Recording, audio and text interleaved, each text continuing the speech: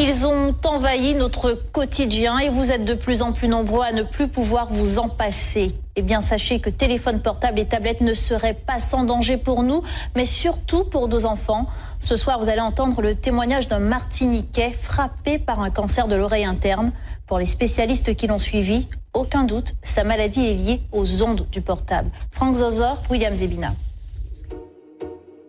Ces images datent de 1995, c'est Rémi Villa, un nom que vous connaissez. Il a porté haut les couleurs de notre pays, un véliplanchiste, 4 fois champion du monde, 20 fois champion de la Martinique. Mais ce que l'on sait moins, c'est qu'il a été touché il y a quelques années par un cancer, une tumeur à l'oreille interne. Soigné à l'hôpital Pellegrin à Bordeaux, ses médecins lui expliquent que cette tumeur serait liée à l'utilisation du téléphone portable. Les médecins m'ont dit clairement, tout ceci est dû au téléphone portable. Notre service pour les tumeurs à l'acoustique a été augmenté par 5, multiplié par 5 depuis l'avènement du portable. J'ai fait tout ce qu'il ne fallait pas faire. Dormir avec un téléphone à côté de ma tête, à 30 cm de ma tête. Chose à ne jamais faire. Donc il faut éteindre impérativement son téléphone portable quand il est dans une chambre ou le laisser à l'extérieur. Deuxième chose, je téléphonais tout le temps en voiture parce que j'étais agent de fabrique. Donc le seul moment où je pouvais téléphoner, c'était en voiture. Donc j'avais un kit main libre, certes, mais toutes les ondes étaient dans la voiture.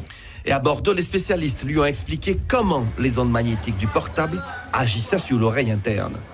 Vous avez dû constater par vous-même que quand vous téléphonez longtemps, votre oreille chauffe. Et bien ça, qu'est-ce que ça fait? Ça simplement cuit votre oreille. Et donc l'oreille interne est extrêmement fragile. Et donc, parce que c'est tout petit organisme, etc. Donc forcément, on l'abîme, on la cuit et on finit par la détruire. Donc le téléphone portable, quand quelqu'un m'appelle, je l'utilise comme ça, microphone allumé, et je parle. Ou bien, loin de la tête. Loin de la tête, jamais comme ça. Et puis il y a les conseils aux parents concernant l'utilisation des portables pour les enfants. Le médecin me disait très clairement que le pire va arriver parce qu'aujourd'hui, les parents donnent les téléphones dès l'âge de 10 ans, voire même avant à leurs enfants, et les enfants dorment avec leur téléphone.